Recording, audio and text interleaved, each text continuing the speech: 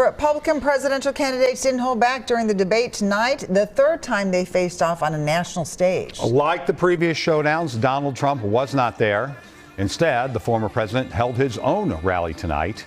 There were 5 Republican candidates who did make the cut for tonight's debate. Our Caroline Cummings had a chance to monitor the debate tonight. So what did you see, Caroline?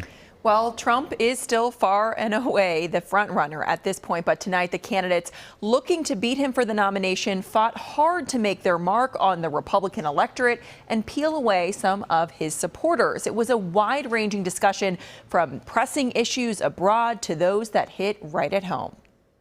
I'm going to take all the executive orders, the regulations, everything involving Bidenomics. I'm going to rip it up. I'm going to throw it in the trash can on day one where it belongs. That is going to give the economy breathing room. And when you go ahead and you tell people we are going to unleash every bit of American energy, every bit of its potential, what happens in the futures markets? The prices go down.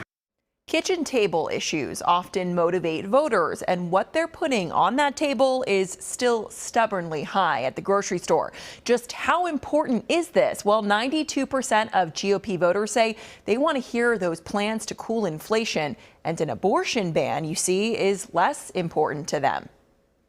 Let's focus on how to save as many babies as we can and support as many moms as we can and stop the judgment. We don't need to divide America over this issue anymore.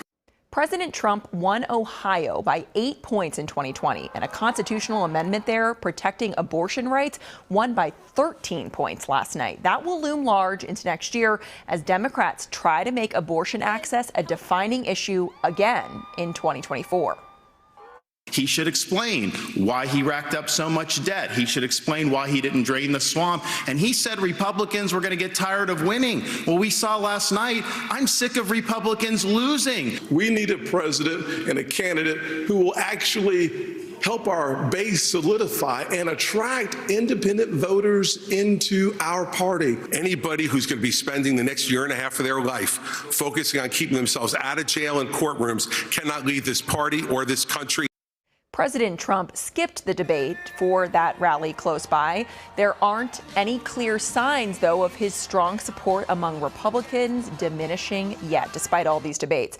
And a campaign advisor said this of the debate tonight: unless you are a fan of cheap knockoffs or out-of-tune tribute bands, the debate was a complete waste of time and money. That's from the Trump campaign, Frank.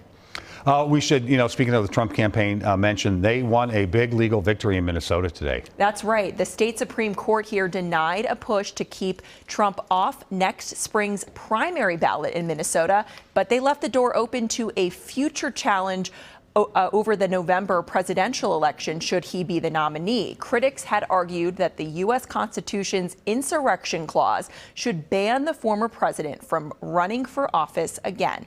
And in a statement, the Trump campaign blamed ballot challenges on, quote, sham groups doing the bidding of the Biden campaign. And today's decision could be appealed ultimately to the U.S. Supreme Court, which could settle that debate, Frank. All right, a lot to follow. Thanks, Caroline.